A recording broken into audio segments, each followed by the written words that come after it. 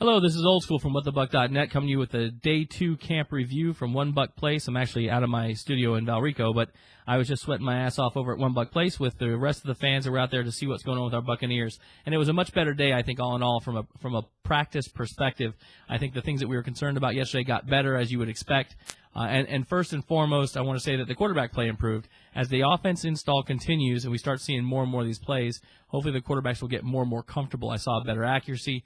There were some interceptions today, some dropped interceptions as well, and there's some reasons for that. The linebacking crew is one of the groups that's really starting to pop. I think that the front seven in general looks pretty good. In the secondary, the people you expect to look good look good. The people you're scared about, you should still be scared about. And we'll talk about that as we get through this video. But I saw Quincy Black, and I saw John Alston. I saw Barrett Ruud, Geno Hayes. These guys are making plays. They seem to feel very comfortable in the scheme that Raheem has designed. And when you see the defense go ahead and moving pre-snap, what's nice is they know where the hell they're going. And what's also nice for us on the offensive side, and it seems to be this way with Josh Freeman and Josh Johnson. I didn't notice as much with Rudy. I'm not sure if they're not making those shifts with Rudy or not, but they're able to read those things and make the adjustments. Now, whether they execute enough on them or not, it really differs from play to play, but it looks like a team that's more comfortable in what they're doing on the defensive side of the ball.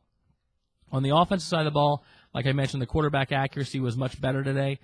The only downside I saw consistently is Rudy's arm is just not strong enough. I'm not quite sure how the coaching staff sees him as a third. I didn't know anything about Jevin Sneed because I'm not a big college ball fan, but all I heard was he had upside, and I don't see a lot of upside in Rudy.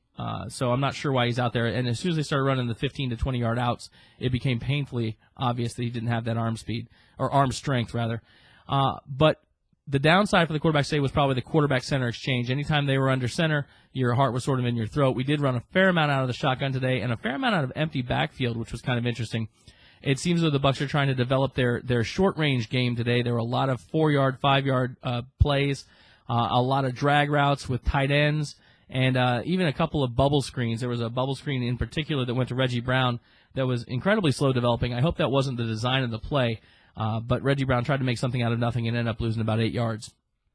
Other exciting plays during the day, you probably saw some tweets about on Twitter, was the pass by Rudy Carpenter over to Terrence Nunn, where he went up. He had Albert Mack underneath coverage, Savvy Piscatelli coming in over the top. He went up and just took the ball from Albert Mack.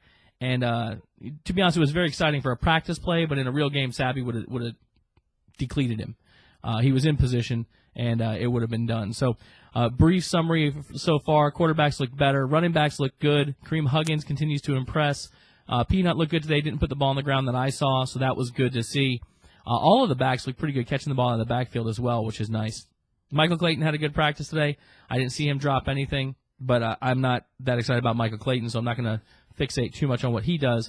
The receivers did have some drops, but that's something I think we're going to deal with, especially with the young receivers. You got moments of brilliance and moments of misery from guys like Williams and Ben. And the more I look at Ben, the more I do see the comparisons to Anquan Bolden. Physically, he's an imposing character. And what I noticed today when he was running his drills was his cuts. It's like he's got adhesive on his shoes. I really do think, even though Mike Williams is impressing everybody with the catches he's getting out there, I think when we get into real game time and we see what Ben's able to do to create separation on cuts and what he's able to do with the ball after the catch, I think it's going to be pretty exciting what we got between those two young receivers. On the defensive side of the ball, we were fortunate we had offensive-defensive line one-on-one drills, and I tweeted earlier there was a comment about McCoy doing very well in the bull rush. McCoy didn't look particularly good. He didn't look bad, but he didn't look particularly good. Brian Price continues to be the darling of the defensive line. This guy is absolutely owning everybody that steps in front of him. It doesn't matter whether he's going strength, speed. It doesn't matter. He owned Jonathan Compass so much today, he should have just left his pads on the field and just called it good. I cannot speak highly enough of what Brian Price is doing, and he's doing it not just in drills, but also when they go 11 on 11. He's disrupting every play that he's involved in. And again, Roy Miller is doing a fine job next to him, but you just don't even notice it because of what Price is doing. Ryan Sims, a better day today than he had yesterday. All in all, I thought the defense played pretty well today for the front seven specifically.